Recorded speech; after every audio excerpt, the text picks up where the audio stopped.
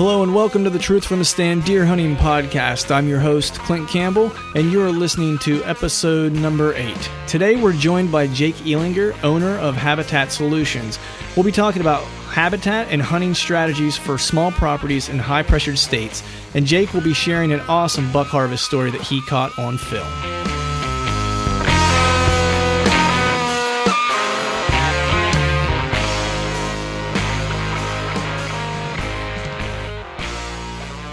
All right, welcome to the Truth from the Stand Deer Hunting Podcast. I'm your host, Clint Campbell, and you are listening to episode number 8, where today we're joined by Jake Ehlinger.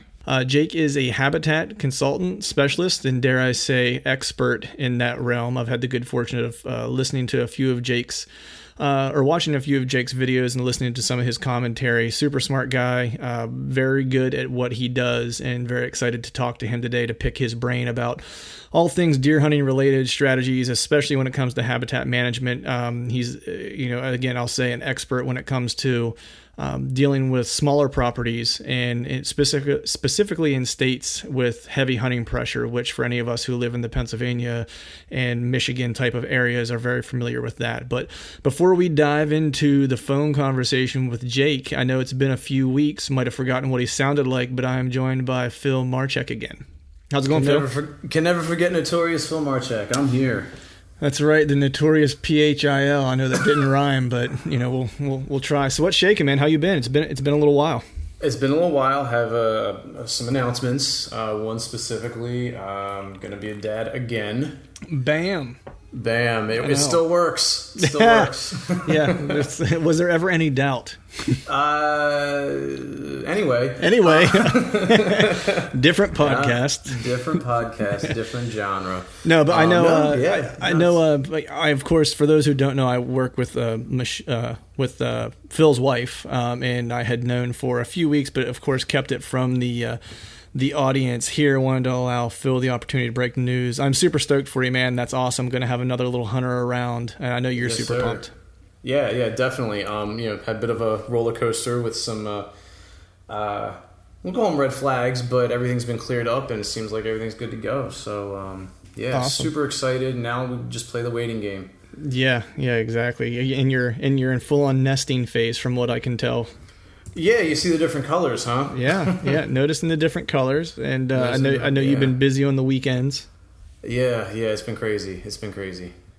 Good, all good things. So that kind of takes the cake there, especially when we dive into talking about deer. I don't know that we can top any of the baby talk, but we'll give it a whirl at least. Well, I mean, we certainly can try. Right. On the outdoors front, I sent you the photos and video of the new Slayer stand that I put up. Yeah, I'm kind of digging that. Yeah, it's a good setup. And there's a lot of nice rubs in the area, and I cleared out a ton of lanes, so I'm super stoked for it. Nice, yeah. And I still have to make it out to check out your spot. I'll be headed out to your neck of the woods. Actually, I think this weekend. For everyone listening at home, Pennsylvania's archery season actually came in last Saturday, so we're recording this on, I don't even know what today is, the 20th, I think. 20th. Yeah, and this will be out mid next week is whenever the folks will be listening to this. But the deer hunting season came in on September the 17th, I guess. September the 17th was the first day, and it's just in select WMUs in the eastern part of the state. I unfortunately didn't get out last week because I had a few adult responsibilities that popped up during the course of the weekend. So this weekend will be my first time getting out. And I actually found a little piece of land using some online scouting tools that I think I'm going to hit up. It's still public land, but it's a little bit different spot that I went last year. I've not put boots on the ground here, so this is going to be completely virgin territory to me. So I'm going to have to kind of learn on the fly and see if I can't get anything done. But it actually butts up against some private land with some crop fields. So there's a little finger of timber that kind of pokes out into the crop fields, and there's a nice little kind of pinch point where the timber kind of narrows down as you get closer to the crop field. So I'm going to hit that area, drop the pin, and put the GPS coordinates into my GPS. That way I can find it relatively easily, and hopefully I'll find a tree to climb around there. But that's my plan for this weekend. I know you have some, I think, family obligations this weekend, so you might not get out, right? Yeah, it's kind of important. My sister's getting married, so, Hey, man, everyone does that at least twice. No, I'm saying. I guess I'll stick around for the second time then. Right. Like, I'll catch you on the flip, but you'll be doing this. No, I'm just kidding. Yeah, no, I feel like the early season stuff, I might have to cut into some PTO time to get out. Because there's this weekend's the wedding, I think, and the next weekend I have tickets for the Notre Dame Syracuse game on Saturday. Oh, that's right. I forgot about that. Yeah, I'll actually be back at the farm because that'll be opening weekend at the farm.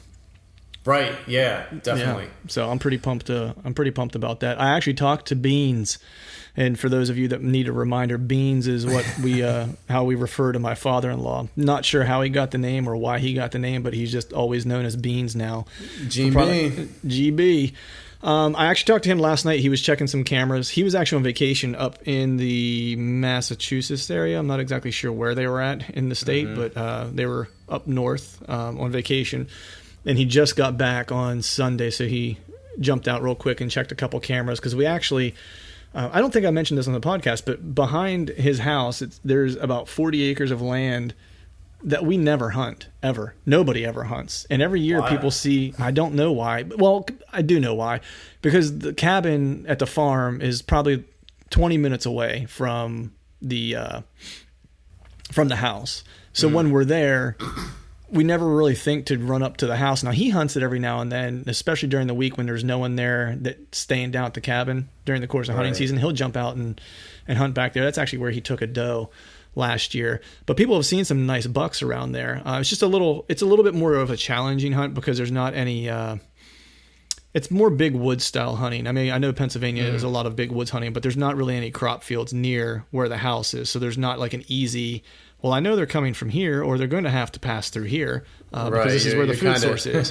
You're kind of pissing in the wind a little bit. Yeah, until you really kind of start to study it a little bit. But we did a quick scout and kind of figured some stuff out. We actually saw a nice little 8-point on our way through. Okay. So he has some stuff on camera there. But he did report at the farm that he had a couple pictures in one of the locations that I kind of earmarked last year. I had a lot of sightings out of it, a couple buck sightings, and a camera that I had hung there was where I had got most of my good mature buck pictures, or what you would call mature buck pictures for Pennsylvania, and recheck those cameras because we've kind of been getting snake-eyed, or rolling snake eyes rather, over the course of the summer with our trail camera pictures. We had some really good pictures there in June of the two really nice deer that I was hoping to get some more inventory on, but they never showed back up. And then I did have one nice 8-point that I had a picture of who was close to a known buck bedding area that I was kind of hunting around last year and had. I knew that there was a buck living there, and he that's the one that got jumped. So there's a buck that's using that bed again this year.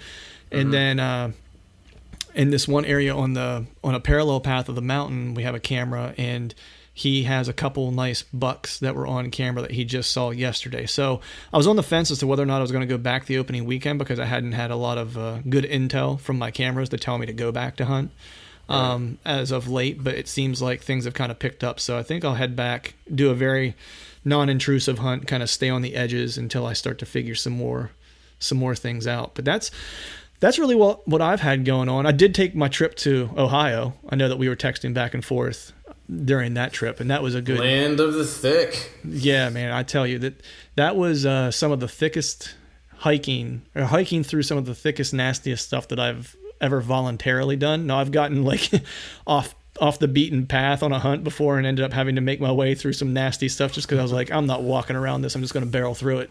I think we've all done that once or twice. Yeah, but I'm really looking forward to that trip to Ohio even more than I was previously because everything that I saw there just kind of was pointed in the direction of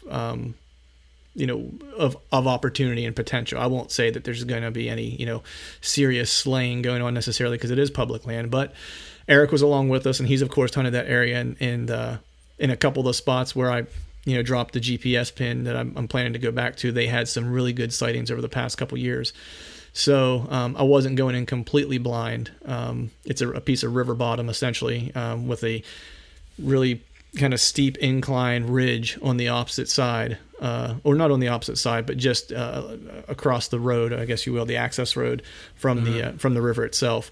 And then the river bottom area is just, I mean, when I say that there's cornfields, there's cornfields and soybeans fields as far as the eye can see.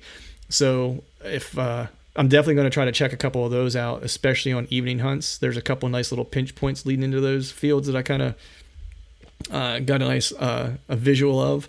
But I spent most of my time in the mountain or in the big woods kind of scouting, because I can kind of visually figure out or understand where deer are going to come into the fields at and where those pinch points are, just from kind of doing drive-bys and quick walkthroughs. But I spent most of my time on the ridges really kind of doing a thorough scout of the big timber area, and lots of nice rubs. So yeah, hopefully it's holding some promise. So we'll see. Yeah, I think you probably took the best approach in kind of staying a little bit on the outskirts, because if you start concentrating and focusing in on scouting, you might end up missing some of the bigger pictures. So yeah, I tried to do an inside out approach where I kind of spent some time, driving a lot, and just kind of taking in the lay of the land. And then, where I knew that there were areas from when I did my online scouting, I decided to kind of jump out of the truck and do some hiking. So, I mean, we put in a full day from 8 a.m. We got there at 8 a.m. I think we left, Pennsylvania around 4 a.m. Right. Got there around 8 a.m. and we scouted from 8 a.m. to 5 a.m. And I think in total we scouted 7 or 8 locations. Nice. So, yeah, it was a full day, but I know we're running up on time here because we're supposed to dial in Jake. So unless there's any late breaking news, I think we can go ahead and get this whitetail party started with Jake Ehlinger. Late breaking. The bow is dialed in. It's official. Watch out. Newsflash, Slayer on the move. All right. So without further ado, let's go ahead and dial Jake in and get started. All right, we're back, and we're joined by Jake Ehlinger. I said that correct, right, Jake? That was the correct pronunciation? All right, I'm always embarrassed whenever I get our guests' names mispronounced. It makes me look like I have bad form. But Jake Ehlinger is joining us from Habitat Solution 360. As I mentioned during Phil and I's first little upfront part of our podcast here, when he and I just kind of have our BS session, I mentioned that I was really excited to have you on the podcast. I've, of course, have watched a few of your videos. I've heard you speak in various formats. Always find it, absolutely interesting. You have a lot of knowledge when it comes to whitetail, not just habitat, but hunting strategy. And I know you're kind of diving into a few different realms now, especially with your habitat background. But before we get things started, how are you doing, sir? How's Michigan treating you this time of year? Really good. It's probably a little too warm and a little too dry, but, we have no control over that. But other than that, Michigan's treating me excellent. Awesome. Yeah, I can sympathize with the dry weather. We finally got rain the past 2 days here, at least in the eastern part of Pennsylvania, and I want to say it hasn't rained since like June, is what it feels like. I think you might be pretty spot on there. I was actually praying for rain. Yeah, my food. I've got a couple of clients from PA that I talk to, and they tell me how just terribly dry it's been. So you guys are right on with what I've heard. So. Yeah, it was my food plots early in the year. The spring, I had a hard time getting. Well, my springs my perennial food plots came back with a vengeance because we got a super wet spring, which I was really excited about. I had to do a lot more mowing of the clover field than I was hoping for, but the challenge was I couldn't get my. I used a power plant mixture from one of the larger brands that had some soybeans and stuff in it. And of course, the ground temp had to get to a certain point, but it was just too wet to work the fields for the longest period of time. And I was just worried I wasn't going to get it in time, but I did manage to kind of get it in under the wire. And all those crops look like they're doing pretty good. But before we get started here, I gave just a little bit of background on Phil and I's up front on you, Jake. But if you could, for those who are listening who maybe aren't as familiar with who you are and what you do, could you give us just a little bit of background about yourself, from a professional perspective and what you do in the whitetail world? Sure. I have basically a habitat management consulting company, and hunters and landowners contact me and have me come out and visit their properties to basically assess the property throughout the day, and I cover every aspect you can think of. What's good about the property, what's bad, what the deer are doing in areas, what they're not doing, why they're not doing, ideal stand locations. travel corridors. I point out potential food plot locations, bedding locations, entry and exit strategies. And one of the things I'm well known for, and that usually is a full day of my time, okay? And there's a lot of what I'm going to call timber stand improvement methods that I recommend, a lot of it being hinge cutting or a mixture of hinge cutting and notch and fall technology that I use. And so I usually at the end of the day get my equipment out, bring it right out to the client's property, and we usually build a bedding area or a travel corridor or something that he's got that would work out that's not too far from the truck, so we're not hauling the equipment, a half mile. But right. And often what I do with some of these people is, I travel the entire spring. I'm gone from my house from mid-January through about mid-June, and this year it was 17 states and 55 different clients and about 27,000 miles, and but it was just a blast being with all these people, seeing all these different sites.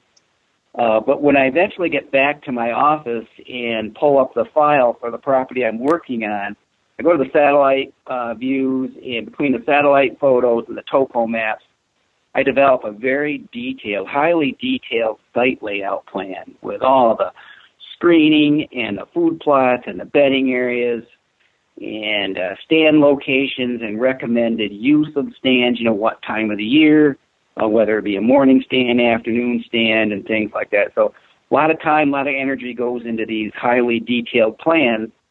But, it's on the other hand, it's really good pieces of information. These are normally like 10 to 20-year plans, and oftentimes I'll hear back from the clients after I send the package out, and they tell me how overwhelmed they are. My gosh, with all this information, all this data, how am I going to get my head around it? And I kind of walk them through it. You do it a piece at a time.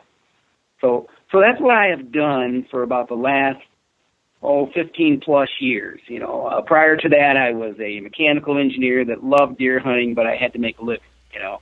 And right. I can sympathize with that. You can sympathize with that, and so I drove a really long distance from this area of southern Michigan to the Detroit area and worked in high-speed automation, building cars, transmissions, you name it, But anyway, it was a great life. But I wanted to change that, and did go ahead and step out of that business and built this Habitat Solutions business. And then through my association in this industry, about 5 years ago, I met some of the owners of Whitetail Properties Real Estate.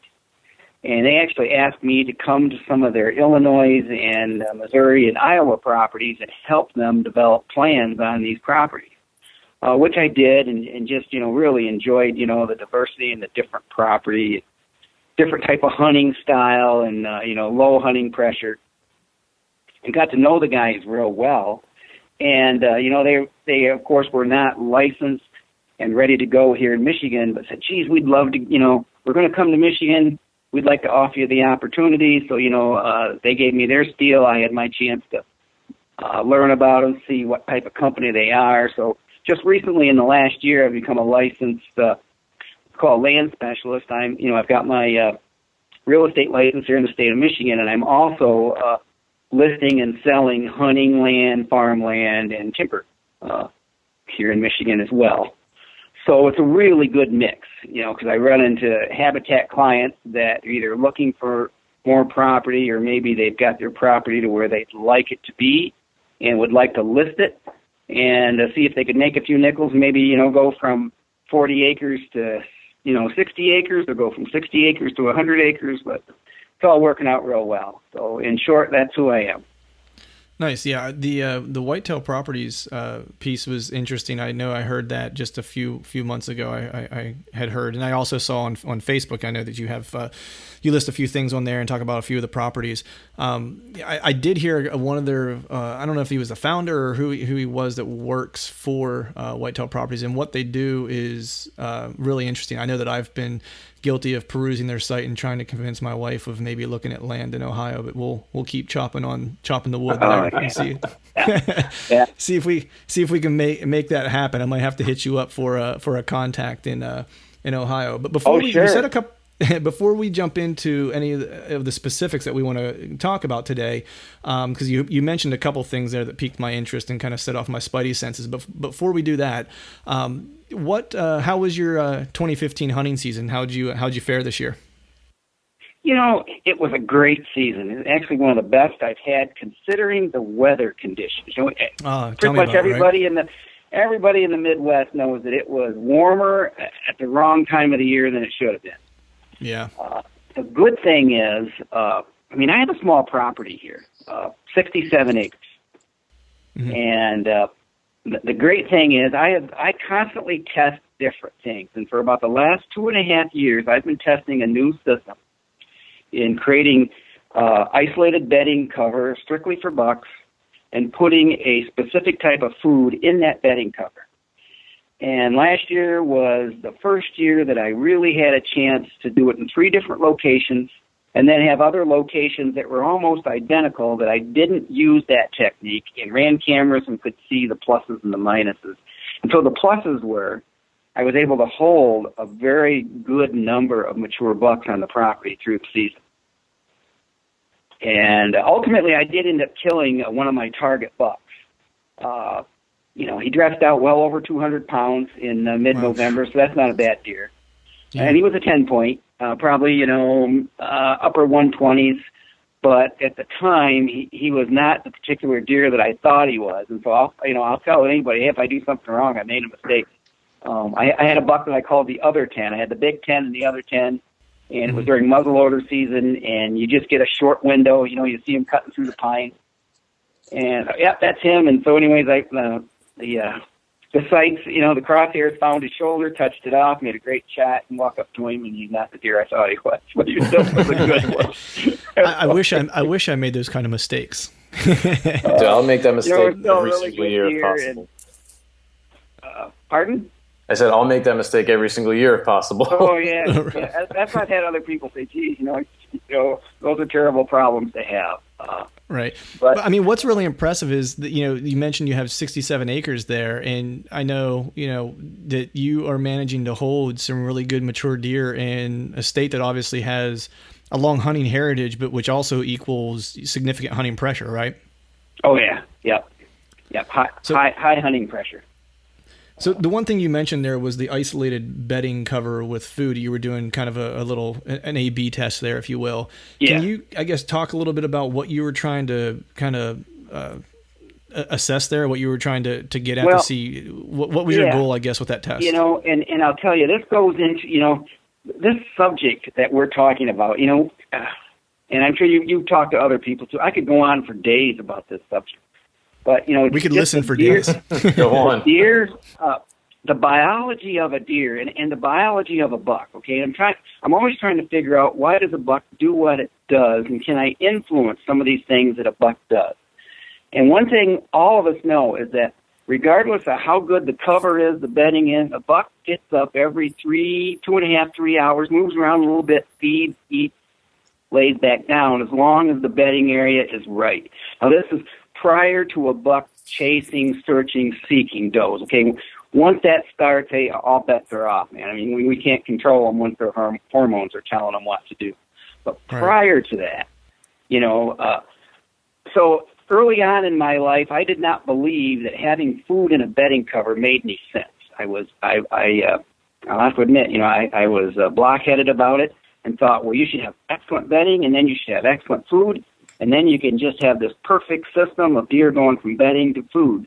But the more I learn about bucks and how secluded they like to be and how solitary creatures they become and how they like isolated little islands of cover that they don't have to move around much with, and they don't want to go deal with the competitive 8-point or 9-point or 10-point that's 400 yards away bedded somewhere else, I started thinking that, if I could give that deer everything he needed, so he could get up every 3 hours or so and feed and then rub a little bit and lay right back down, that maybe I could keep him here longer so that right when that seeking phase takes place, he's not running over to the neighbors and getting in trouble and dying. Right. that really was the strategy, okay? That's a bad day in anybody's life, right? Yeah. So the truth is, I think it's working very, very well. Okay, now that I'm at year 3 into it, and have really been using it. I've shared it with several clients this year, and I've gotten incredible feedback from clients that only have 1 year's worth of use, but they're having the same luck that I had in year 3 and year 1. So, it's hard to explain it unless you see it. But the reality is, it's a combination of hinge cutting, and I use that term isolated bedding. And I know you were like, what does that mean, right? Right. And when it comes to doe family groups, be that 3 or 4 adult does and their 1 or 2 fawns, it could be a group of 5, 7, 8, 9 antlerless deer, and they're all related, so they all like to bed together. So those are larger, I call them community bedding areas, and you use a combination of the hinge cutting and notch and fall, the open canopy, create early successional growth, and provide all the cover and the browse for these doe family groups. And they like to be able to see each other and groom each other in the summer and fall, and everything's good. And so do the bucks during the summer. They're all pals, and they kiss each other and lick each other's face, and if you run any cameras or watch them, they're all pals. But now that they've gone hard antler, everything's changing really fast for these older, mature bucks. So they seek isolated areas where they don't have to deal with each other anymore. And so I spend a lot of time creating isolated areas that are just large enough for 1 or 2 deer to utilize, but with, extremely good cover leading to and from those locations. So I go inside. Go ahead. I'm sorry. No, I was going to say, so when you're talking about the isolated bedding, just to kind of follow up on that nugget, are you looking for any type of specific terrain features that you're looking to make this bedding in, or how are you kind of designating where you want to make that isolated bedding?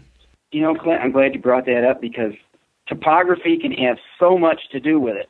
If you're in the real flat ground, it really doesn't matter because everywhere is flat, okay? And where I'm at, I'm going to call gently rolling. We're going to have 35, 40-foot terrain changes in a 100-yard area, okay? Some of it's kind of steep, but not really. Nothing compared to what you see in southern Ohio and West Virginia and Missouri and Iowa and that sort of thing. Right. But if you do happen to have property in an area where you've got higher elevations and lower elevations, typically the higher elevations are going to be good locations for deer of all sexes to be able to utilize the thermos for a scenting conditions, okay? Be that coyotes, man, any kind of predator. They like to get up on hills and be able to smell, what's on the other side of the hill or coming up through the valley or whatever. And so, when I walk onto a property, I can do a 360-degree turn and look at 20 acres and pretty much pinpoint right off the bat where the bucks currently are bedding and where other deer are bedding. But not everybody can, okay? It's a combination of looking at edges and shelves. You know what a shelf is. You might have a train drop of 40 feet, and it's a fairly gentle ridge edge. But it's halfway down, it kind of flattens out for 20 yards, and then it drops down again. And those shelves are ideal bedding locations. They are just made for bedding deer. And so, I just wanted to make sure that people understood that topography can have a lot to do with it, but if you don't have the topography, it's not, then you really get into, it's sort of not then you're designing the best bass fishing lake you ever had, and you look at it being structured, drop-off island and your man-made structure. So I utilize that kind of philosophy a lot of times on properties that don't have a lot of topography change. But the more extreme the topography change, the more difficult it gets to do these things that I've talked about. And I probably have the most ideal situation because I have some flat ground, I have some slight rolls with a couple of valleys here and there. And so I focus, I use the philosophy, I try to build a Hilton hotel with vacancies for 1,000 rooms of every choice, high ground, low ground, middle ground, down next to swamps, up high on tops of ridges, for 100 guests that are going to use it. And I let them decide which ones they're going to use. So I build a really fancy hotel with all the amenities, and then I let them use them. Okay. That's a good philosophy there. It's just that you cast a very wide net. I have one more follow-up question on the isolated bedding piece, and then I definitely want to dive into some stuff that's related to assessing land, especially when it comes to high pressured areas, or high pressured states, and especially small tracts of land. But whenever you're building these isolated bedding areas, because I've watched some of your videos and I've heard you talk about some of this stuff before, and loved hearing the information. But I know that, in a traditional sense, and correct me if I'm speaking out of turn here, but, you put food in one area and a bedding in another area, and you try to create some travel corridors to direct where the deer traffic is going to be, so you can kind of set your ambush, for lack of a better way to put it. And you kind of understand, when you build that, you kind of set that up with stand locations in mind, depending on what the wind might be doing in those particular areas, or what your prevailing wind during the time of year you're going to be hunting. But whenever you're setting up these isolated bedding areas, how are you planning to hunt these, if you're going to hunt those? And obviously I'm assuming you're waiting for the prime time to do so, because it seems like you're going to have to get pretty close to where that buck is calling, what we'll call his comfort zone, where he's not going to really accept a whole lot of intrusion. So what are your stand setups in those locations if you are hunting them, and how do you hunt that? I will say this. You have to, and maybe this will make more sense. In just prior to does coming into heat, there's a real noticeable what you call separation of the sexes. If you watch a food plot, you're going to see does and fawns and button bucks and a few 1.5 years grouped together. And then if you do see a mature buck, he's all by himself. So I set everything up just for that time period. And these bucks like to be all by themselves. Now, when I hunt those bucks, I don't go in and hunt those individual bedding areas very often. I mean, there are strategies I do have to hunt them. But generally, I try to get fairly close. Like, I have gotten within, say, 60 yards of an isolated buck bedding area, and I just happen to be in a transition travel corridor that he would move out of and kind of come in to circle downwind of a doe bedding area. Well, I know an existing known doe bedding area, and that's where I try to pick him off at, to use a better term, I guess. Right. Okay, that's interesting, because as you're talking, it's like I'm visualizing our farm here in Pennsylvania, which is, it's a fair tract of land. It's about 240 acres, and there's a ridge. There's 2 buck bedding areas there's 3 buck bedding areas that are huntable, I'll say. One is in this really thick cover off this cliff edge, which you can really only hunt one side of it.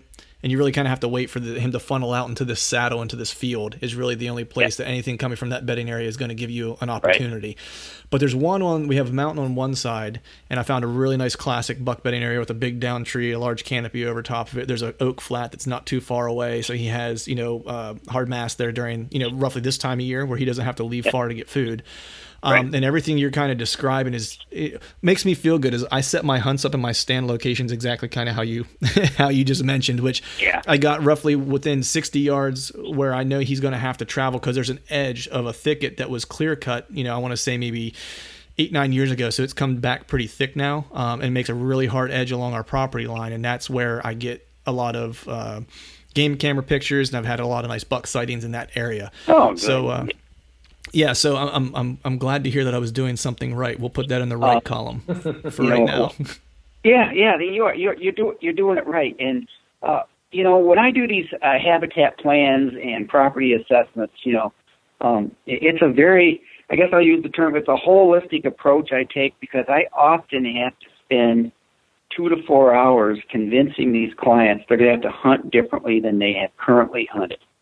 And why does a deer do what it does, And I will hunt a buck's core bedding area under the right conditions. But in order to do that, you have to know an awful lot about that deer, have some experience with it, know that it's bedding in a particular area, know an awful lot about the weather conditions, and then there's only about a 10-day time period out of the year you can do that. Beat that deer to that bed before daylight and wait for him to come in. And the biggest mistakes I see clients do is they set the property up correctly. They do a lot of things that I recommend, and they go in the first week of October, way before pre-rut, and go in there, and what do you think they do? They bust that buck out of that bed, walking in when it's dark. Yeah. And I was getting pictures of him. Now I'm only getting nighttime pictures, and it's like, yeah, okay. All right, right. At that point, you've did, And right, you just educated him. Yeah, you've just educated him really, really well. And two things happen. Often he doesn't leave that bed, but he changes who he is. Mm-hmm. He moves around a lot different, or he relocates. That doesn't mean he's going to go all that far. He might only relocate 40, 60, 80 yards away, but he'll relocate. And it all depends how much pressure you put on him. And, one of the best buck kills I ever had, weather was right, cameras told me everything, slipped in as close as I possibly could, got into the stand, and within 20 minutes had him laying 40 yards from my stand. Nice. And that deer come right out of the bedding area exactly like it was supposed to. He followed the script 100%. So it doesn't always work that way. But it's a beautiful thing when it does, though, right? It always is when it happens. Yeah, it's a really, really good thing. So you mentioned one thing, and this is actually one of the things I wanted to get to. It was kind of later in the conversation, but you kind of teed it up, so I wanted to kind of take advantage of the opportunity to discuss it. You mentioned, when you're setting these properties up for clients and talking about, buck locations, and if you're going to go in to hunt a buck bed, you have to do it at the right time, because there's only a window of opportunity you're going to have that might be roughly 10 days. And your goal really is to beat that buck back to bed, you'd mentioned. So when you're doing that, I toyed around with this a little bit last year, and I'm still kind of on the fence personally, but do you use the moon and the moon overhead or underfoot to kind of determine when you're going to take those opportunities, or what might give you a better chance to beat that buck back to bed? Well, I'll tell you, the moon position, if you spend, and it takes several years of tracking to see what's going on. I'm a big believer that moon position can, and I use that word can have some incredible influence in deer movement. But there's a lot, there's so many different factors that make that perfect hunt, like I just got done explaining to you, Mm-hmm. Let's say you've got the ideal set property, and you've done everything right. Okay, your scent control is ideal. You're watching the weather. You've got a cold front. It's that right 10 days out of the year. You've never hunted that stand. You go in. It's perfect. You're there for 6 hours, and you don't see a shooter. And you scratch your head, and you go, what in the world did I do wrong? Well, you may not have done anything wrong. There could have been 2 coyotes that ran through there 20 minutes before daylight and moved those deer out of there. Right. And so there's all these factors that we have no control over, okay? And so that's what I always kind of preclude that. But given the right factors, I'm a big believer in the position of the moon. I'm not really a moon phase guy at all, okay? Mm-hmm. I've got a couple of really good friends in the deer industry that have written books, and they do videos as well too, and they follow the moon. And at the moon position. So moon directly overhead, that would be what you call a moon major, okay? And what I will say is, deer are pre-crepuscular. That means they move those first 2 hours of daylight and that last hour and a half of daylight, right? That's their normal movement period. So even under a bad moon, usually the first hour of daylight and the last hour of daylight, you're going to have some deer move. But take 11:30 a.m. to 3 o'clock p.m., which is really the dead time of the day, right? Mm-hmm. So let's say it's November 4th, and you've got a cold front. It's 22 degrees colder on November 4th than it was November 3rd. The wind's out of the northwest. It's a high-pressure system, and moon major is going to be at 1:35 p.m. I will be in my best stand during that day. And I really get excited from about noon on, because usually from an hour to 45 minutes before that moon major and for half an hour to 45 minutes after that moon major, you will see deer movement when there hasn't been anything else happening since that first hour of morning, hour and a half, 2 hours of morning movement. So there are times that it can create incredible deer movement during the non-normal deer movement time period. But, on the other hand, I'm going to say, if the moon is not in the right position, but it's the right time of the year, and it's a cold front, it's a high-pressure system, and you got daylight pictures of mature bucks, hey, I'm hunting my best stands too. Okay. Right. You know what? So when it comes to barometer, because you just mentioned high pressure, how closely? I'm assuming you're following the barometric pressure pretty closely during hunting season, and you hunt. I'll tell you what. When I was younger and wasn't quite into the scent control and I hadn't built the property up quite like it was, I spent a lot of time watching the barometer. And out of all, for years I was like, oh man, falling barometer. That's the movement. And yeah, sometimes there is some really great movement. It seems to be a short window of movement. I like the day after a cold front when it's starting to stabilize and come back up. That is my favorite hunt. If I look at the 30-some bucks I've got on the wall and the dozen best bucks I ever killed were on a morning, day after a cold front, it's starting to stabilize, and we're getting into what we call a high-pressure system. I actually learned that technique from Mark and Terry Drury. I was just going to say that sounded very Drury-like. They cut videos 25, 30 years ago, and that's when I first started dialing in on that kind of information and paying attention. But I'm a big cold front guy, and hey, you can have incredible hunts during fair weather too, though. I can tell you that. Okay, but right. Still, nothing gets me more excited. Knowing that we've had maybe 45 to 55 degree temperatures, and let's say you're a weekend hunter, so Friday night the temperature is going to drop down to 28 degrees, and Saturday the high is going to be 31 to 34 degrees, and it's going to be, gusty northwest winds. Man, that's a hunt all day and my best stand day if that happens to be within the first 2 weeks of November.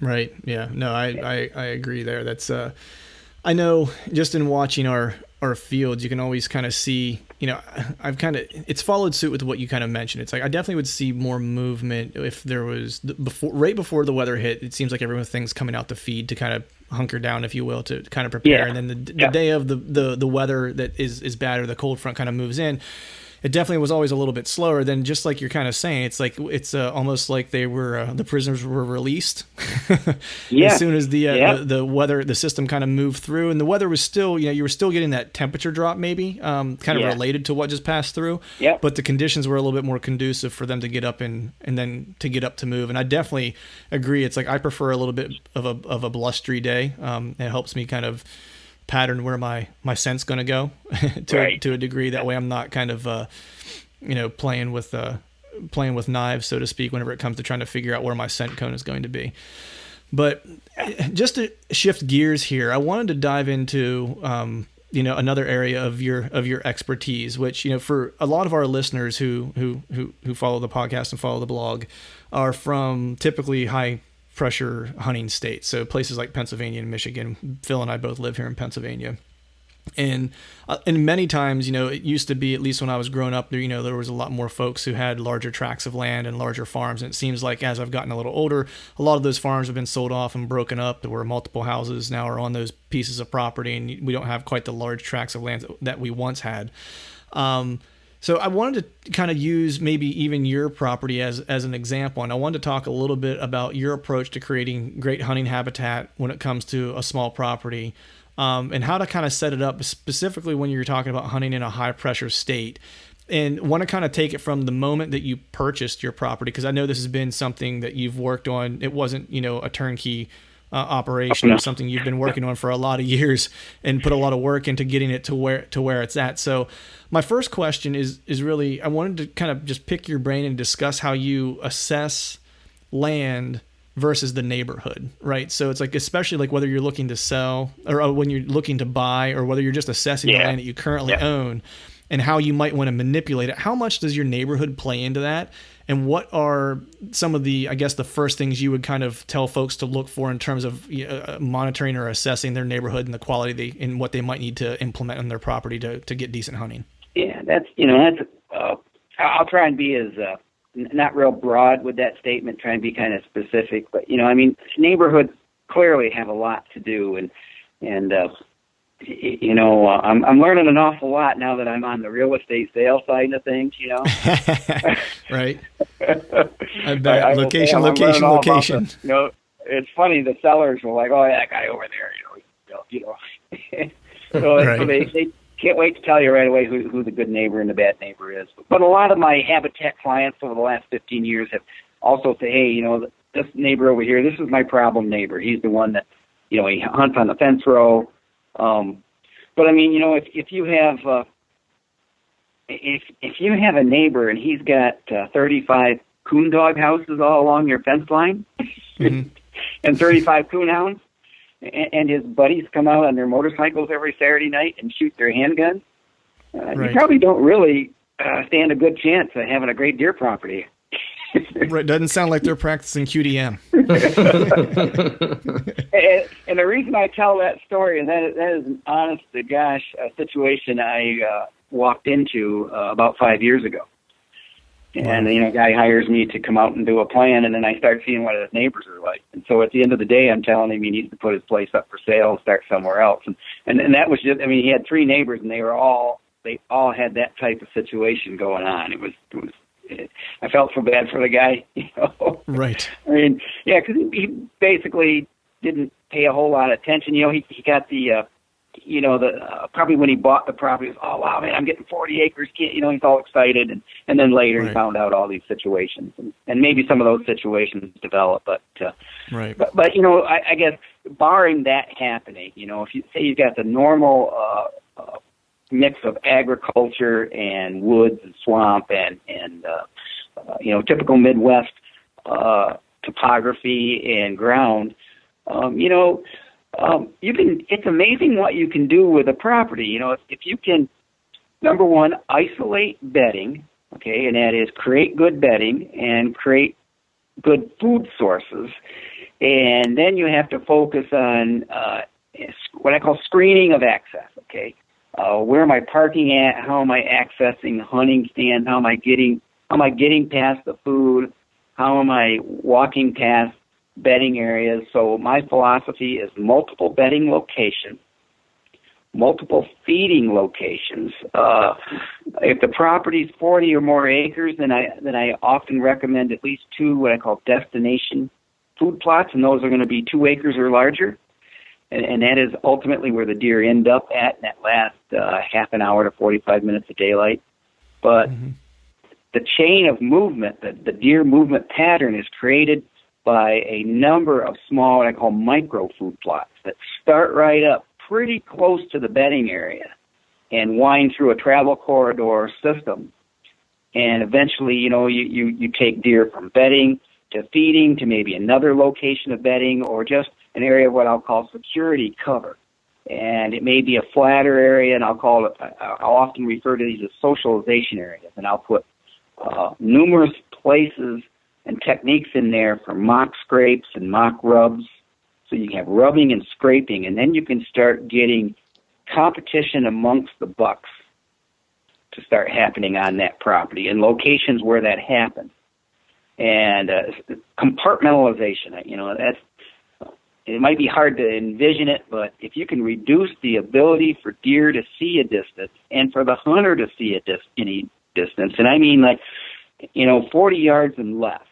I've got some large food plots, so there's a couple of places you can see 100 yards on my property. But you get into any other cover, you struggle to see more than 20 to 40 yards in just about any place on this 67 acres. And many places you can't see 5 yards. Wow. And so the idea is to create a lot of edge, a lot of compartmentalization. And if I was to guess, I would say at this point, 55 to 60% of the dry ground of existing hardwoods has been turned into some type of cover or bedding. Wow. Now, I do have areas of open woods that I purposely leave open so I can have places to walk through, so I'm not walking where deer are bedding, okay? Right. And then there's a transition of hinge cutting. There's high cutting, medium cutting, and very low cutting, so that you create a screen so that maybe sometimes you're going to walk fairly close to an area where deer are bedded. But if they're comfortable, I don't know if you ever did any pheasant hunting in your part of Yeah, absolutely. Growing up, I used to pheasant hunt quite a bit with my dad. So, anybody who's pheasant hunted has been in a 20 to 30 acre field with a mixture of grasses and shrubs and some raspberries, and you've got some birds up, and you've shot, and you've talked to the dog, and you talked to your buddy, and you put the rooster in the back of your coat, and you took 3 steps, and up jumps deer. Right. And then that deer felt very comfortable, so comfortable it was willing to take the risk and not move. Okay. And so I apply that philosophy to a lot of properties. I try to create enough good cover so that the areas that I recommend the landowners to actually move around and travel from one hunting location to another, or say where they park their truck or where their cabin is, once they establish the cover as I recommend, they can get by these areas and there will be deer in them. But they feel secure enough, and as long as you don't stand there, in, like the hunting situation to where they can't take it any longer and they finally freak out, as long as you slowly move through there, those deer will sit right tight and let you walk right by them. Then you walk maybe another 100, 125 yards, you get into your stand, they forget all about you. An hour later, a mature buck comes through there, checks those does out, they get up, they start moving towards the food plot, he's tailing in behind them, and he walks right past your stand. Make it sound so easy. Yeah, Phil. And if you'd have blown those deer out of there walking in, that wouldn't have been the kind of hunt you'd have had, because that buck would have come in there, and the first thing he'd have done is smelt the fact those deer were bounced out of there, because the deer do leave a different odor with their pre-digital gland there when they're alarmed versus just getting up and walking. And that's the death nail whenever you have one standing there looking at you pounding the ground. That drives me crazy. Everybody's seen that, right? Yeah, that's the slight that you don't want to see. Stopping their feet and blowing, there's nobody wants that on the first hunt going in, do they? No, it's certainly not. But you mentioned something there with screening, which I think a lot of times, at least in my opinion, and you can correct me if I'm wrong here, but that's something that I think oftentimes is overlooked when people are putting together their habitat plan or starting to enhance their habitat. And what I wanted to ask was, is screening the first thing you should consider when you buy or you have a property that's in a state that has high hunting pressure? And if not, what type of enhancements would be the first things you would suggest making in that type of scenario? I'll tell you why. I've been asked this question by a number of people, and all properties are a little bit different, but I think the most important thing to establish right off the bat is good bedding. And a lot of people often go to food first, and I was one of those that played with that. I was doing food and bedding kind of about the same time, but I was concentrating more on food. But if you can establish the bedding, and I often tell people these deer are going to tell you what you're doing right and what you're doing wrong. Even on this small property of mine, I have it's got 25 acres of flooded timber. It's wood duck heaven. It's nothing but maples and bur oaks and 3 feet of water. And so it's just full of wood ducks and mallards in there, and there's little islands. And imagine and it has the most irregular shape you ever saw. It's got fingers and points and places that are that neck together, that deer cross the water. And then there's also large areas, 100, 150 yards, full of buckbrush and 3 feet of water, so the deer, of course, don't travel through there. And you'll find that there are places I can go do a successful deer bedding area in one location, and then go do that somewhere else, and they'll use it, but nothing like the other one. So that's why I say try to establish the bedding areas first, because you may say in a 2-year time period you try to create 6 of them. Well, 4 of them are really working well, and the other 2 aren't. So if you'd spent time and energy creating the screening leading to and from there first, now you're backtracking. So right. I believe in getting the bedding established off the bat, and then putting the food where you can, and food and trying to grow food based on topography and soil conditions is it's a real chore. It's never where you want it. Okay, even here, I'm growing food not where I want it. Right. So Yep. speaking of food, what types, especially for small tracts of land, what type of food plots do you recommend or do you consider for those types of properties? Well, for small properties, and of course for the best bang for your buck, cool season annuals are they're easy to grow. They're at the right time of the year. You don't have near the weed competition you do as when you try to establish, say, perennials and things like that. And, they're there to benefit the deer right at the beginning all the way through the late part of the season. But ideally, brassicas, turnips, groundhog radishes. I don't know if you've used crimson clover much before, which is an annual clover. I've not used crimson. I've used some white clover is what I think I've used for my perennial plot. I've looked into doing some annual clover kind of mixed in with the I'm not quite sure what yet, but I've read up on a few things where they said adding that into maybe a brassica mixture might be beneficial. Yeah, it can be. It could be in the right location. It could be just dynamite. One of the reasons I like it, Clint and Phil, is crimson clover peaks in its natural sugar production just about the first week in November.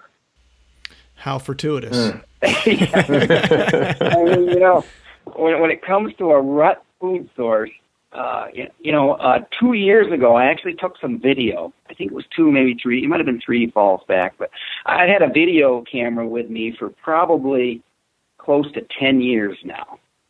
And so I take a lot of video footage, and I also have some SLRs with me. So I get just as much fun with getting deer with camera than I do letting the air out of their lungs, Right. But the coolest thing that happened was it was the opening morning of our gun season here, and you ask about pressure, and when you listen to 5 minutes of this video, you probably can count 50 plus shots, guns going. So that just gives you an idea of what the local area is like on the opening morning of gun season here. Every 40-acre plot has got 3 to 6 guys in orange coats sitting. Okay. Right. Yeah, the Orange Army's out in force. Yeah, Jake, I have a lot of familiarity with exactly what you're saying with the opening season for rifle. So there are some times where over the first half hour to 45 minutes, I'm upwards of 150, 200 shots that I hear. And sometimes one of them is me, but it's almost like it's almost like the 4th of July, just without the fireworks. And quite honestly, I'm torn because I love the hunting heritage and I love the tradition. I'm just happy to see that people are today understanding the QDMA philosophy, the older age class bucks, better hunting, just having a better experience.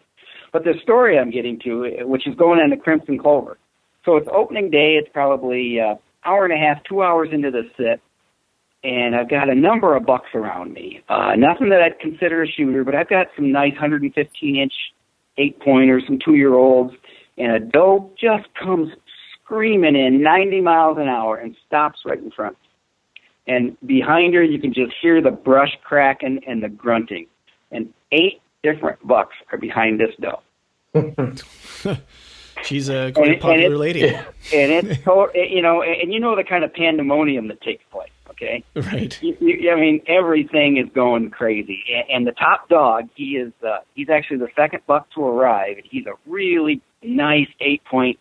Got a couple of tines broke. I don't know if he'd done it then, but, he broke a couple of tines off. So that made me right away decide, okay, I'm not shooting him, even though he was probably close to 20 inches wide, and he wasn't 10 yards away from him.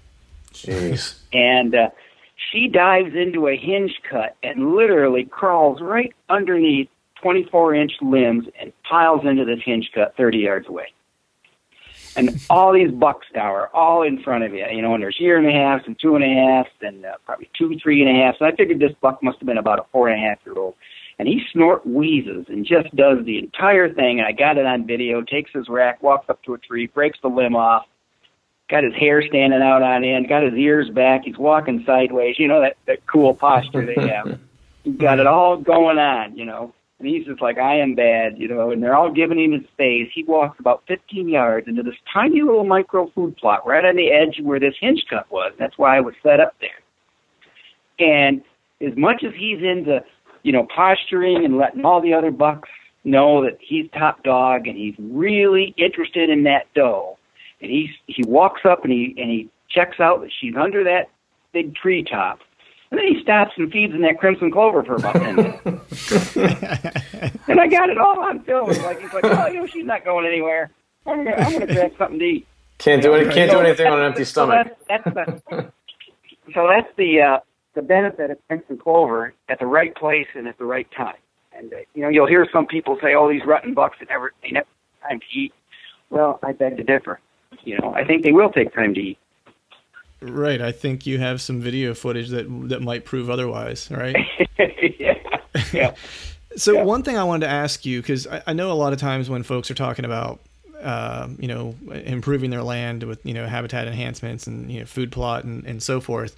One thing that I think sometimes gets let out is talking about how the wind plays a factor in your consideration for habitat improvements. So can you talk about how when you determining a prevailing wind for your hunting season and what type of considerations you make for making habitat modifications and improvements based on that known prevailing wind?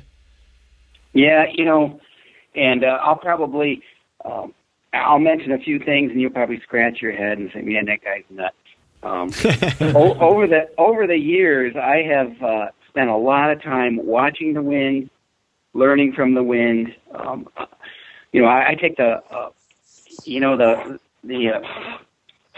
milk plant, milkweed, and they got those real fluffy seeds, and I use those as my wind indicator. Over, say, the puff bottles, because that little floater might go behind my stand for 15, 20 yards, go up 20 feet, turn around, and 5 minutes later it's out in front of me 40 yards.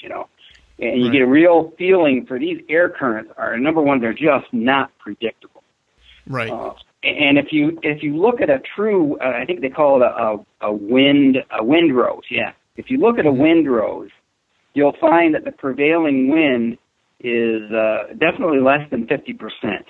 So it's coming from somewhere else 50 to 60% of the time. But but if you took the one area that it's coming from most often, then that's what they call the prevailing wind.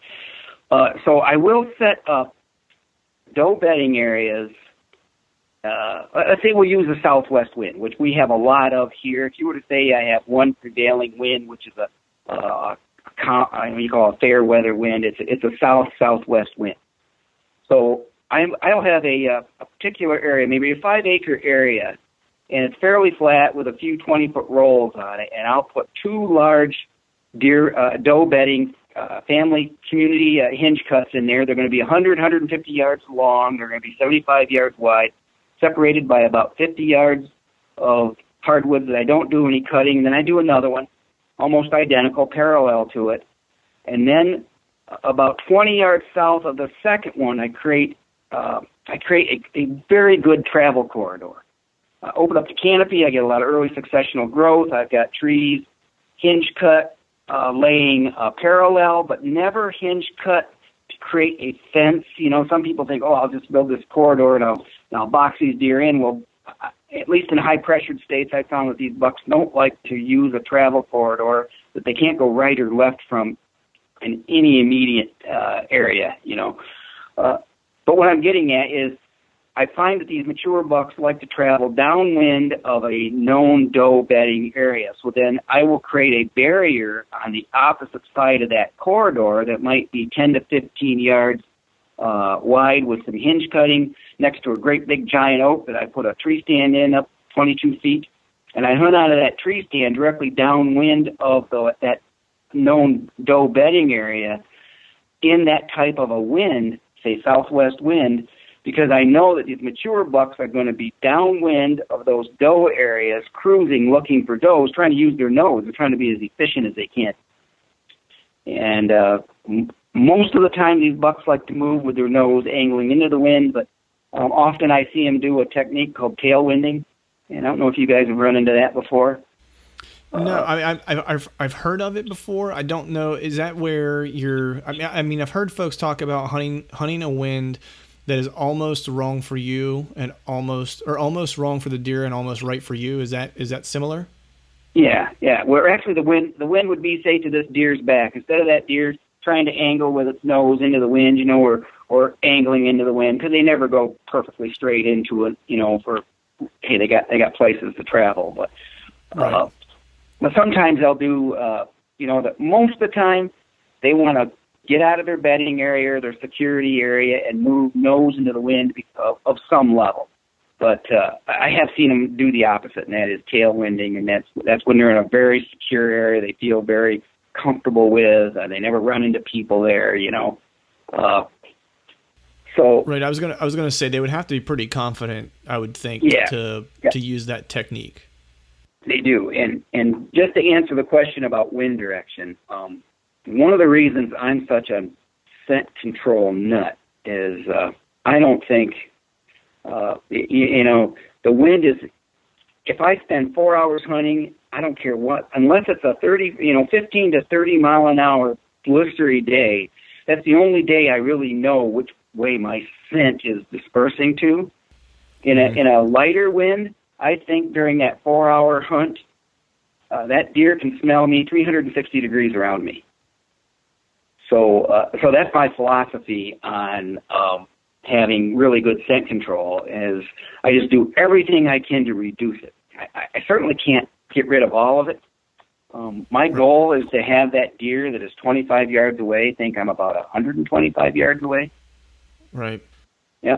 And I've gotten that. I've been able to pull that off a number of times, and but it's an awful lot of work, compared to people that have never done it before. To me, it's just part of my routine. But, right. So what is your scent control routine? You mentioned that you were pretty on top of it. So what kind of things do you go through? What's the Jake's scent control regimen? Besides the normal shower before every hunt, okay, and brush your teeth, and I actually gargle with peroxide and all these things to kill bacteria. The most interesting thing I do that some people don't think about, but the towel that I dry off with. Mm-hmm. Is a scent-controlled towel. Washed and laundered in a separate scent control system that I have set up. It does not go in the family washing machine. It doesn't have the odor of my wife's laundry soap or her scent thing that she puts in there. Mm-hmm. So when I'm drying, I think some guys, they buy the scent-free soap and then they dry themselves off with their wife's towel. Yeah, I always take a clean towel that I've washed with all my other hunting clothes and scent control, and I've actually even taken to washing them. I don't have a separate washing machine, so I've actually taken to washing them in a bucket, and then I just put water and detergent in it, and I'll wash it in a bucket, and I don't put anything in my dryer, even if it does say that it's able to be machine dried. I always hang everything. Yeah, all good. So you're getting there. So to follow up, so I do the normal shower every time. I mean, if I'm at the time of the year where I'm hunting mornings and I'm hunting evenings, and I'm not hunting during the middle of the day because it just isn't time, then I'm taking 2 showers a day. Okay, I just never ever hunt without showering. I do use carbon clothing. Okay, scent lock or scent blocker. I've used them both. I think I like both of them. I've had good luck. I know how to take care of them. I roll them right up tight so they can't absorb anything until the moment I open them up to put them on. I believe that once you put them in the dryer and reactivated them, their whole function is to absorb odor. So don't hang them somewhere wide open so they can absorb everything else. You should save that carbon to absorb your human body odor. Right. But say when I'm done with a shower, I have a walkout basement with a scent control room, and in that scent control room, I run a ozone machine 24 hours a day, and it treats all my socks, underwear, T-shirts, sweatshirts, anything that goes on underneath my scent control garments. And each layer that I put on, I cover my body 100% with, these days I use zeolite. I used to use activated carbon, but it's real dirty, hard to get off. And if you're going to do business meeting the public, you might want to look sort of like you took a bath, Right. So I use zeolite, which is a crushed volcanic rock It's kind of it's whitish eggshell color. It washes off real easy. It doesn't stain the wife's carpet and all those good things, So you get along better during hunting season with your loved one. And that's very important. It is, So imagine you're putting on your underwear, and this zeolite, and I've got I put it in these little shaker bottles, and I just shake it all over my body and rub it completely over my body. Then when my T-shirt goes on, I shake it all over the T-shirt and rub it into the T-shirt. And as I dress, and say as the hunting season gets further into the season and we get colder temperatures, then you're putting more underlayers on. And I zeolite all of those layers. And often, 9 times out of the 10, if I have any real distance to walk, my scent lock never goes on until I get to the tree or get to my ground blind. I do hunt from a couple of ground blinds because I just love the challenge. And so that goes in a backpack, and then that never goes on until I get, because you're gonna sweat, you're gonna exert, you're gonna walk. One of the farthest stands on this property, as far as walk, is about 3/4 of a mile of walk for me to get to it. And because I have to get around this water and walk over on my mom and dad's property, cross over onto their property to get to this back corner of my property to hunt this one spot that I hunt once, twice, maybe 3 times a year. But every time I get there, it's the most incredible hunt I've ever had. Well worth the wait then, I guess, right? So, I go through a lot, and I'll just follow up with, I use a carbon mask once I'm at the tree. Okay, so I have my scent lock. I'm covered up in zeolite. I'm doing everything I can to keep any amount of human odor that is on my body, coming off of my body, being absorbed by something. And what gets past the zeolite gets picked up by the carbon-activated outer garments that I wear. And then I have a carbon mask that I wear. Once I get in the tree and get my hat and my face mask and everything on, then that goes on. And, I got to get my video equipment out, my camera arm. And so I got quite a routine getting all ready, Yeah, no, I fully understand. I usually do, even it's talking about the video equipment.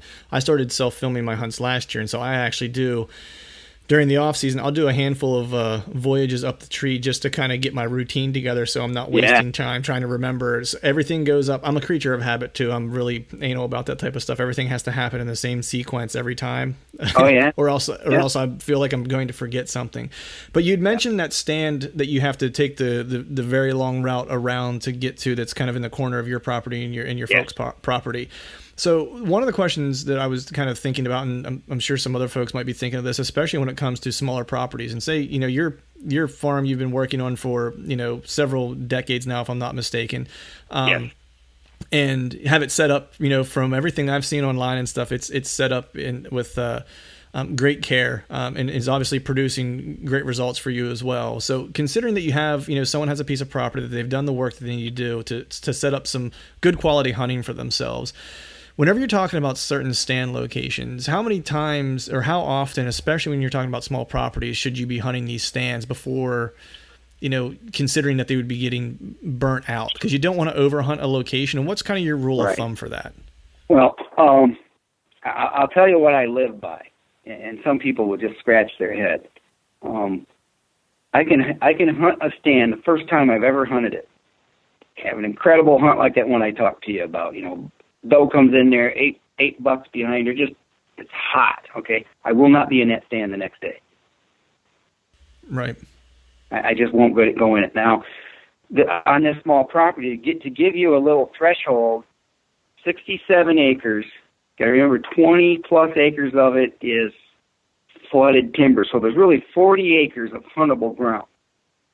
I have 27 to 30 stands on this property. Some of my really good pinch points and great travel corridors, I will have 3 stands all within 30 to 60 yards of each other. So I can hunt that same area the next day. I'll just be in another stand 40 yards away. Right. And that's how you get away with it. I believe people do not give deer the credit that they deserve. Not only have we walked to that stand and touched things, even though we've taken excellent care in scent control, like it or not, we're going to touch things, pieces of human skin somehow get out of our shirt, touch the ground, touch leaves. And then we climb out of that stand and we walk out again. So there's 2 opportunities for us to contaminate that area. All night long, when we're not in that stand, deer are running around, they're learning all kinds of things about us. And I think that's probably one of the biggest things that people don't give deer credit for. And I have spent a lot of time refining the bottoms of my boots, okay? And when we talk scent control, I really didn't get into the boots and the separate totes and how I handle the boots. But, a 5.5, 6.5-year-old doe, if she can walk by my tree stand and actually cross where I walked in, not hesitate, smell the ground, and she just walks by, I know I've done everything right. Yeah, that's definitely a good litmus test. Right there. Yeah, for sure. Have you ever used, I know this might be just kind of out of left field here for a second, but have you ever used anything, because I'm not a big gimmick person, and I typically kind of stray away from most of any of like the cover scents and stuff like that. Like I'm just not, I prefer to kind of take the same precautions you take. I don't have a bat cave like you do, like a scent room. Like that's pretty, I kind of want to see what that is. I'm really intrigued by that. But I do take all those precautions, I shower before every hunt and do all that type of stuff. But the one thing I did start using, and this will be the second year that I've used it. I saw success with it last year, or what I'm considering to be success, and I want to see if it kind of holds true this year. But I've been using nose jammers specifically. I don't use it the way they kind of describe it on the can. I literally spray it on the bottom of my boots to kind of cover me going in. And I've had mature does cross my path and one actually walk up to my tree. Do you use anything like that, or have you ever used that before? I have not used nose jammer. I've watched, I've seen the ads on TV, and I kind of scratch my head. And I go, okay, we've got this chemical going out into the air, and we're going to stop this. We're going to stop deer that are 400 yards away from being able to smell me. So I can tell you I've not used it, so I have no experience. It may work. I'm not a gimmick guy, and I try to be. My goal is to be the invisible hunter. I don't want anything that calls any attention to me, and I can tell you. You go back 35, 40 years ago, when I was in my 20s and 30s, and and I was a pretty serious hunter, but I was doing all the things that everybody else did.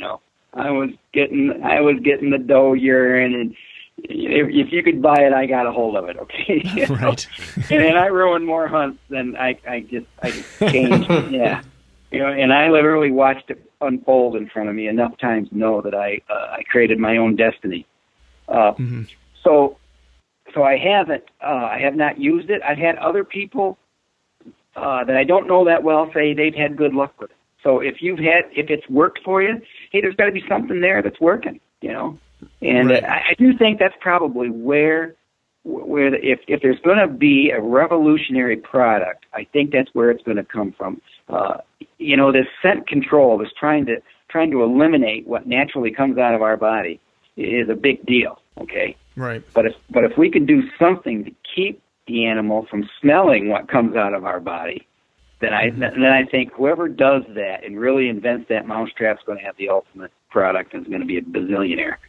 Right, and it's just a matter of reducing. Yeah. It's not necessarily stopping their scent. It's just dulling it. You know what I mean? And like what I equate to what how they kind of explain it is it's kind of like whenever when we might smell pepper or something like that, or when you smell something that's kind of familiar to you, but you get a heavy dose of it, it kind of jams you up.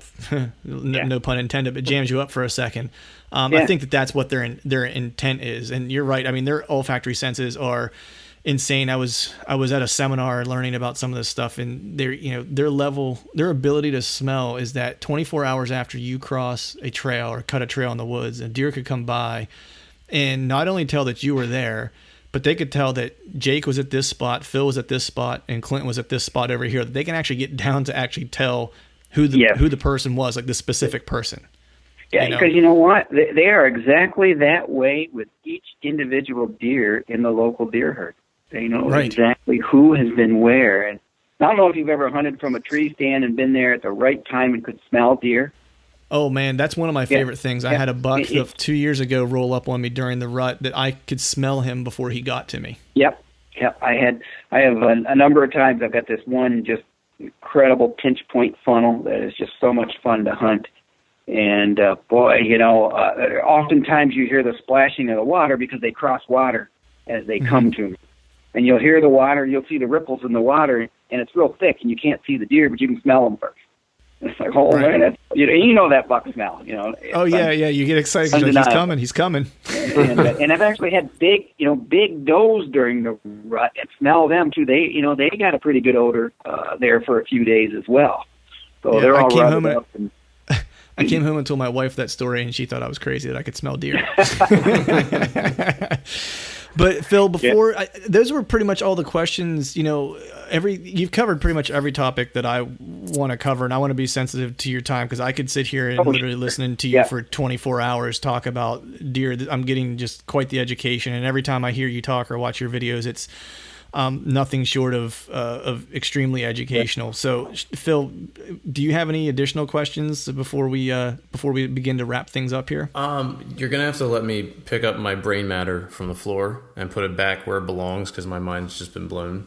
No, this has all been awesome, and it's great because where I hunt is relatively small and even smaller than what you have, Jake. It's a small piece behind my parents' house, and it's more or less where deer kind of funnel in and bed down between going from the woods to feeding and then back. But there's been a lot that you said that I really relate to. In terms of things that I should be considering and also confirmation of things that I have considered and am hopefully doing right. Well, so I'm sorry, go ahead, Jake. No, I just think good, good, Phil. As long as, I've always felt that if I can stir the gray matter and have somebody rethink how they're doing something, that's all good because I love to be challenged and I like to go out of my comfort zone as well. Right. I think it's good for us. Exactly. Yeah. So before we do let you go, I wanted to ask you one more question, and I always kind of like to end each podcast with this question just because it's always nice to kind of get some insight into our guests and some of the hunts that they've been on. So what I want to do is have you take us on a hunt, your most memorable hunt. It could be deer, it could be elk, it could be bear, whatever the case might be, but give us every detail, tell us what state you're hunting in, and give us all the stories from the time you get out of the truck till you get back to the tailgate to tell the to tell the story when you get back with your friends. Well, I'll tell you what, I'll tell you a story about a buck I killed 3 years ago. And being I live here on the property now, which is so awesome. I'll give you some history. I bought this property in 1981. And for several years, I lived 25 minutes away. So I was an absentee landowner and, drove here. But in 1998, my wife and I decided to sell the house that we had and to get in the process of building our retirement and place to stay here because we wanted to live out here. So anyways, we moved into this house. It took a few years to get through the building process, keep all the inspectors happy, but we were living here full time from 2000. So in I believe it was 2014. And the coolest thing, I've always had a desire to kill a mature bull moose with a bow. So I had a real good friend of mine. We spent years booking this moose hunt. But this story isn't about the moose hunt. So I went on a moose hunt, and I because of bad weather, and it was clear up in the Northwest Territories, I was gone from home for 3.5 weeks. It was supposed to have been 2.5 weeks, but we were snowed in, and with float planes when you're on a big lake, clear up in the Manitoba and Ontario border, they don't come get you until the snow's done.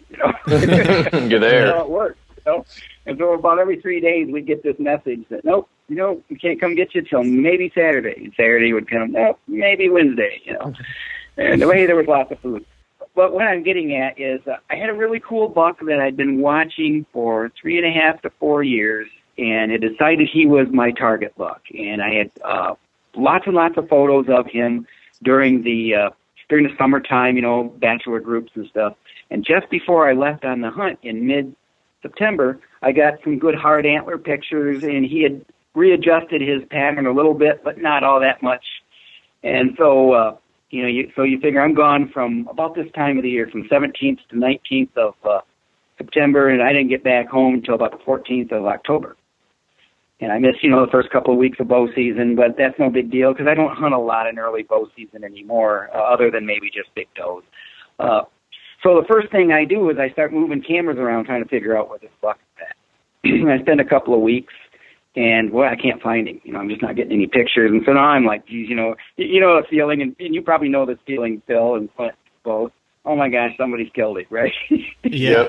Had that feeling not before. getting any pictures, And I have this technique that I've learned over the few years, and I've got a couple of locations on this property where deer will leave the property, cross onto the neighbors, and I'll just put kind of a segue. I have these homebody deer that by the time they get to 2.5 years old, they've learned how to live. So they spend the daylight on this property in these great bedding areas. They leave once it gets dark, and they return before daylight. And I've watched it play out over and over again on the game cam. So I pick him up, and I'm catching him moving. He's moving right at dark, and he's leaving, and he's going over to the neighbors, and he's back before daylight.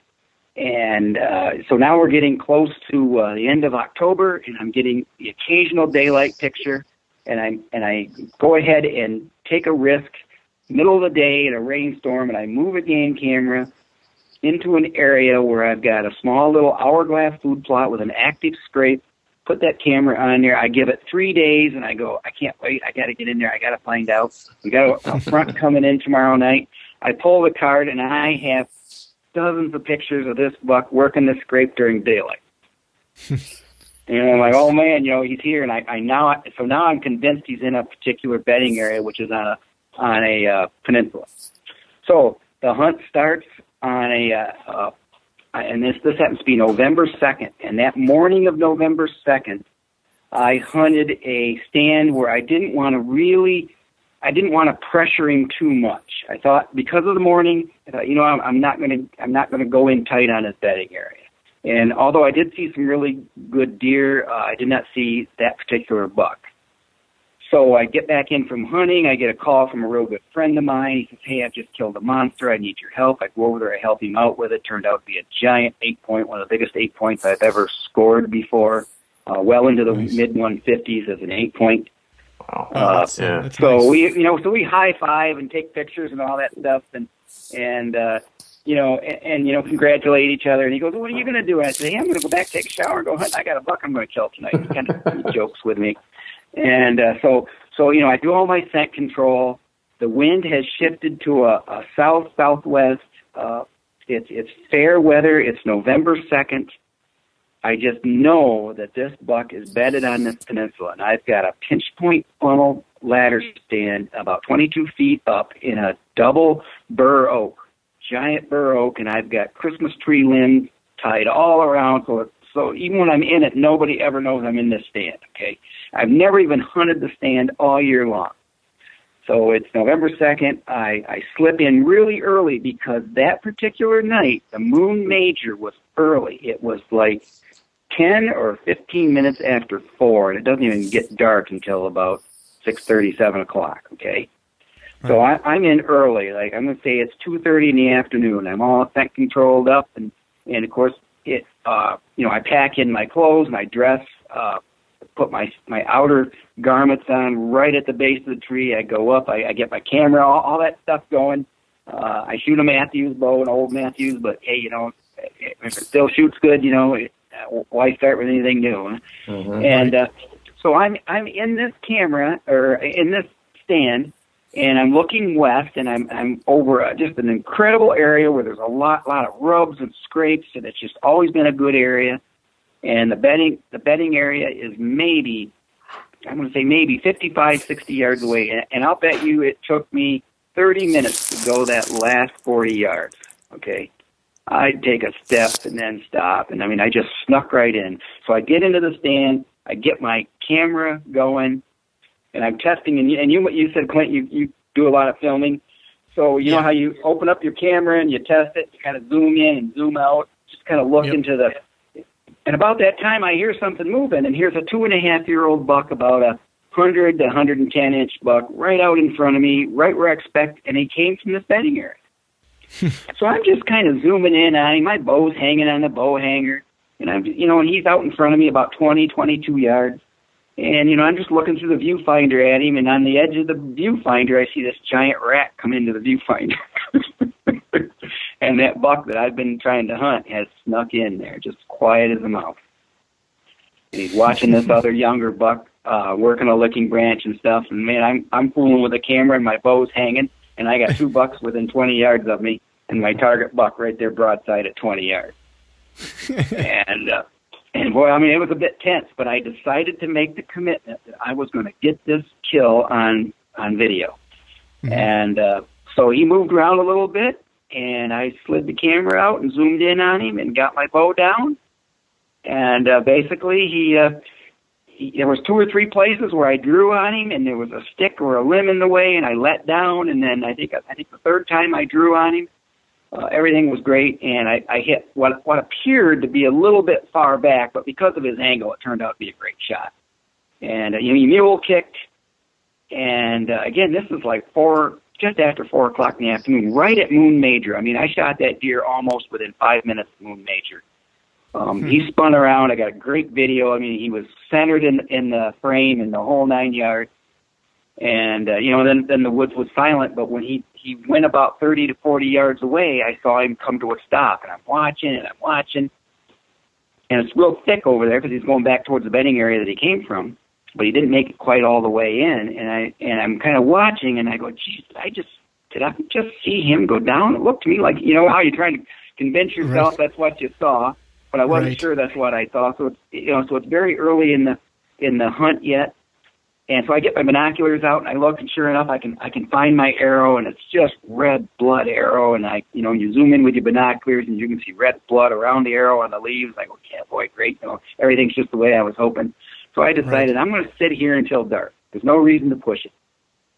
And the truth is, a bunch of does and fawns and 5 different bucks came through, but 2 bucks came in and got downwind to him. And I noticed they would get about where I thought I saw this buck go down, and they'd bob their head and move around, and I knew by the last buck, I said, you know what, they smell that dead deer over there. They're checking him out. Right. And so it gets almost dark, when I climb down and I find my arrow and go right to where I saw him, run right by the licking branches and do his mule kick, and there's a little blood, but not a lot, because a lot of times when you make a good hit, when a deer just flies out of it takes 20, 30 yards before you start getting any really good signs. Yeah. And where I saw him, I said, well, I'm just going to walk up here where I saw him go into the brush right there, and at about that time, I see a nice big glob of blood, about half the size of my boot right there, and I go, yeah, that's what I wanted to see. And about that time, there's his belly, Right. And it turned out he was just a perfect 10-point, mid-130s, and 225 pounds field dress, 4.5 years old. Wow, that's a hoss, man. Yeah. That's a big bodied deer there.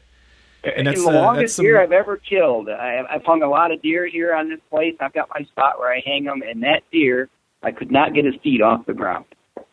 Wow. So just a really, really cool deer. And this year I have one a little better than that that I've got targeted. So I'm hoping it all plays into the same thing. And he's using pretty much exactly the same pattern and everything. And I just moved some cameras around, and I caught him moving off the property and coming onto the property with the same exact sequence, after dark and before daylight. And probably right around Halloween or so, he and I will meet. Excellent. Nice. So hopefully what we'll do is we'll plan to have you on again after archery season's over to hear the story about that one. Sound like a deal? That'd be great. Yeah, that would be awesome. Well, hey, thanks for joining us. I'm so glad you guys, like you can tell, I could talk about this stuff forever, and I hope somebody has learned a couple of new things and made them think, rethink how they hunt their property, how they design their property, and best of luck to you on your podcast. I've been following your blog and listening to your podcast ever since I heard about you, and pretty cool what you're doing. So. Thanks, man. I do appreciate that. Before you get going though, is there any you want to just give a mention as to where some places are that folks can find out some more information about you, your website, and your social media platforms and so forth? Sure. Oh, absolutely. My habitat business is just go to habitatsolutions360.com. You can go to my website. I've got some free videos that people can sign up for. It's an autoresponder. You don't get any junk. You just put in your email and your name, and you'll get 7 free videos, and you can learn a lot more about what I do and what my philosophies are from that website. And if anybody was interested in say somebody from Michigan here is listening to me and they curious on listing their property or buying properties, go to whitetailproperties.com, go to the agent finder, go to the state of Michigan. I'm right there. There's 6 of us all together now, agents here in Michigan. So thanks so much for having me on, you guys.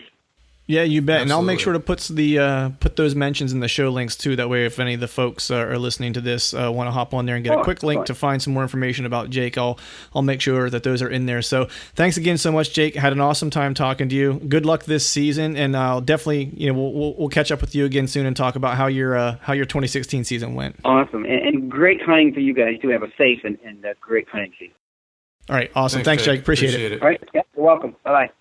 All right, that is a wrap for us today, folks. I want to thank Jake for joining us. Be sure to check him out at habitatsolutions360.com and go give him a like and a follow on his Facebook page. Also, want to give a big thank you to all you folks who are tuning in. Much appreciated that you decide to spend an hour of your day with us to listen to us talk about deer hunting.